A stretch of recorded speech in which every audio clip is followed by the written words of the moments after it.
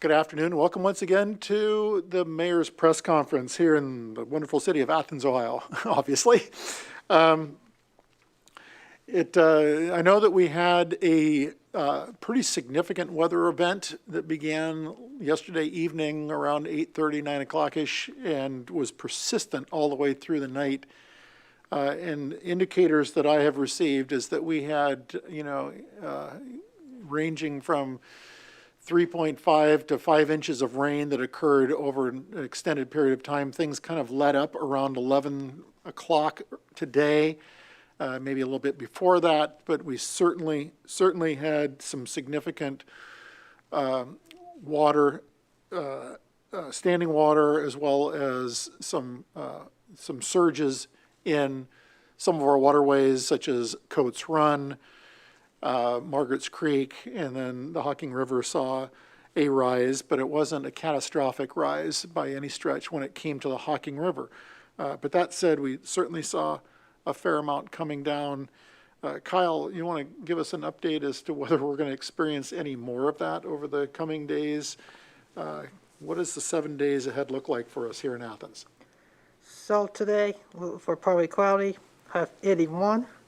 Tonight we look for scattered storms late, low 67.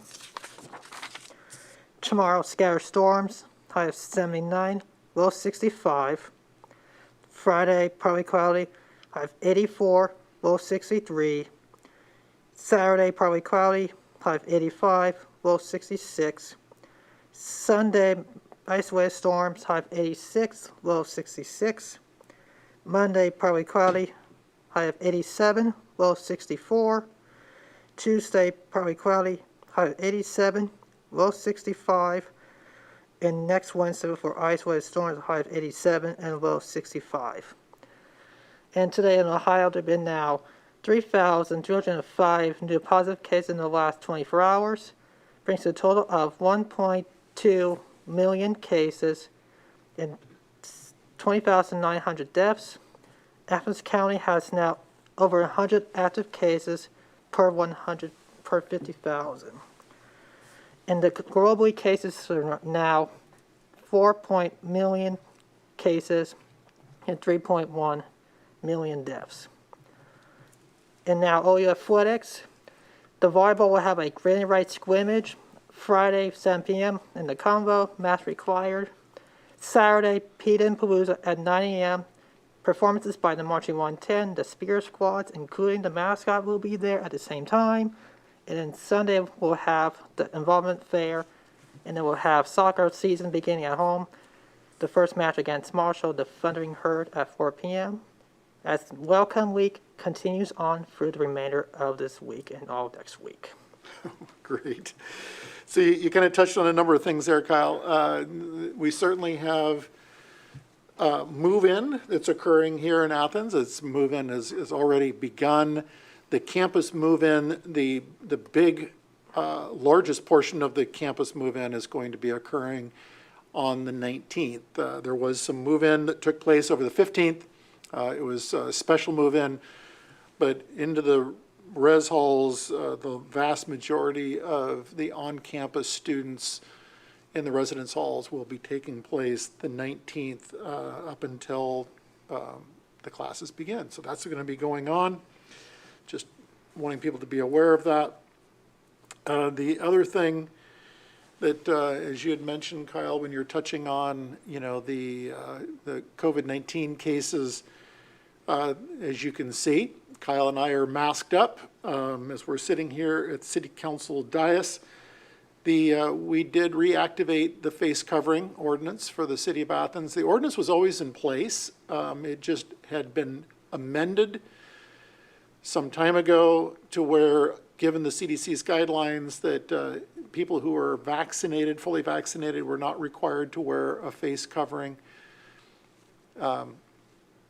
But with the increase in cases that we are seeing here in Athens County, it fits with the CDC guidelines to where if you reach the orange level or substantial spread or high spread, we're not at the high level yet, that the CDC's guidelines is that people who are vaccinated and unvaccinated wear a face covering when going inside a facility or business that is open to the public. That does not mean that people need to wear face coverings outside. If you are out in the public spaces outdoors, you're not required to wear a face covering in that situation. Still highly recommended that people who are unvaccinated wear a face covering. The Delta variant is an extremely contagious variation of COVID-19 as it has morphed. So that face covering for vaccinated, unvaccinated inside spaces that are open to the public is in effect, and the language of the ordinance reads that it will remain in effect until February 28th of 2022. If we see that cases are dropping off to where they are low, or even better than low, within that 6-month period of time, there is the option of having City Council amend that ordinance once again, but we have got to beat this virus one way or another. And this change in language, this change to the city ordinance, will also put us in alignment with what the university's plan is, to where face coverings are mandatory inside the classroom spaces and indoors on campus, as well as the Athens City School District, rather. The Athens City School District will also be requiring faculty, staff, and students to be wearing face coverings when in the classroom in the K through 12 system here in the Athens City School District.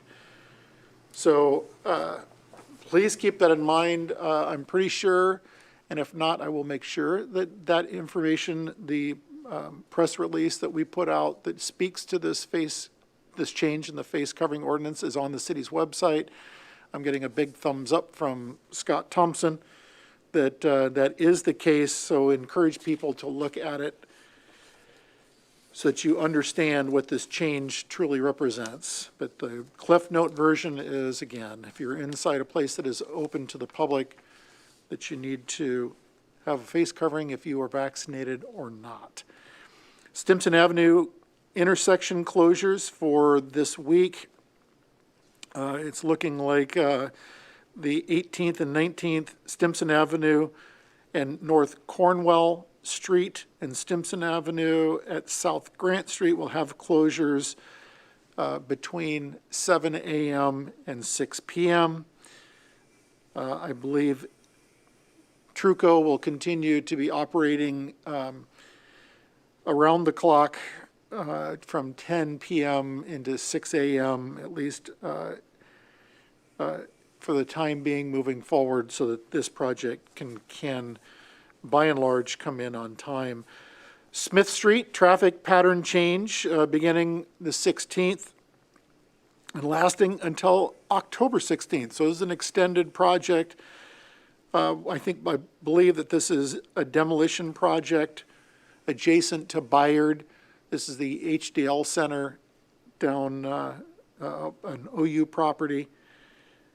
But what's going to happen is Smith Street will become a one-way southbound from Bayard to West Union Street. Northbound traffic on Smith Street will be closed from West Union Street to Bayard Street during the demolition of the adjacent property. Again, this is the HDL Center at Ohio University. Foster Place will remain open to traffic, but may only turn south on to Smith Street. Again, Foster Place will remain open, but can only turn south onto Smith Street. So keep that in mind if you frequent that area, in particular Bayard and Smith Street. There will be a public hearing that's coming up. That public hearing is going to be September 2nd at 5:30 p.m. here in council chambers. That's going to be a public hearing to have citizens speak to in opposition or in favor of the off-street parking under Title 23 off-street parking, and Table B of the off-street parking requirements. I know there's a whole lot to that suggested change that came to the Planning Commission. We deemed it best to have a public hearing on this, which is the option of the Planning Commission. So we're just wanting people to know, September 2nd, 5:30 here in Council Chambers. Please come and, again, voice your opinion about the off-street parking plan. If you have any questions, you can certainly reach out to my office at 740-592-3338 and get more information on that off-street parking amendment. Arts, Parks and Rec, preschool registration is open at the community center, and this is for 3 to 5-year-olds.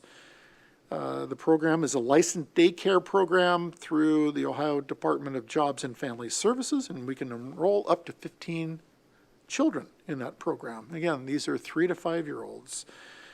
The program will follow the COVID-19 best practices and will follow the Athens City School guidelines for masking, mask wearing, etc. The program will run for 4 weeks, starting August 30th, and it'll be Mondays through Thursdays. 9 a.m. to 12 p.m. The enrollment fee is $25 per child. The monthly tuition is $240, excluding December. Looks like December is $120 and March is $180 per student. So a little bit of a break there, likely because of spring break and certainly the holidays that occurred during December, to which you can take advantage of that. If you're interested, please reach out to Erin Helms at the city here, and she can be reached out at ehelms@ci.athens.oh.us, or you can call down to the community center at 592-3325 and get more info on that. Before and after school care. This is for grades K, kindergarten, through 5. The registration is now open. It is a full-year, full-time enrollment program. Each student pays a registration fee. Hopefully it's mom and dad that pays the registration fee and not the child. Don't know many kids that can do that, but regardless. The enrollment fee is $25 per child. Monthly tuition is $200 per child. Again, December is $100 and March is $150. Sibling discounts is $190 per sibling. December is $90 and March is $140. If the Athens City schools are closed due to weather, the after-school program will also be closed. That's important. So if there's a snow event and a snow or weather closing for the schools, the after-school program will also be closed. There are 35 openings for this particular program, and we ask people to check that out. And you can, again, reach out to, likely it's Erin Helms, again, at ehelms@ci.athens.oh.us, or you can call again at 592-3325 and figure out how that can happen to get your child enrolled and probably get more details on the before and after school program. Youth soccer, registration is open August 21st. It's $35 a child for that as well. The registration is running through the 21st of August, so that's going to be closing out this week. This is K through 6th grade, $35 per child. Practices per coach discretion will run August 26th through September 10th. The games will run September 13th through October 14th.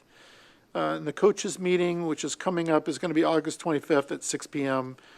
So if your kids are into soccer or you want to get your kids into soccer, take advantage of that.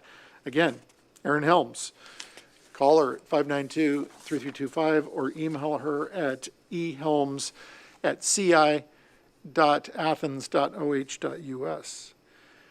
Portraits on Porches. This is a photo exhibit by Matthew Shaw that's on display at the Athens Community Center. This was pretty cool. This was during the pandemic, and Matthew was going throughout the city and possibly even beyond and taking photos of families on porches during the pandemic. The photos were taken between April and May of 2020 and began with the desire to document the effects of COVID-19 pandemic on our community. The global outbreak brought with it the feelings of insecurity, uncertainty, and anxiety. The quarantine mandates, the disruptions in our everyday routines left each of us with a sense of isolation and a fragmented community.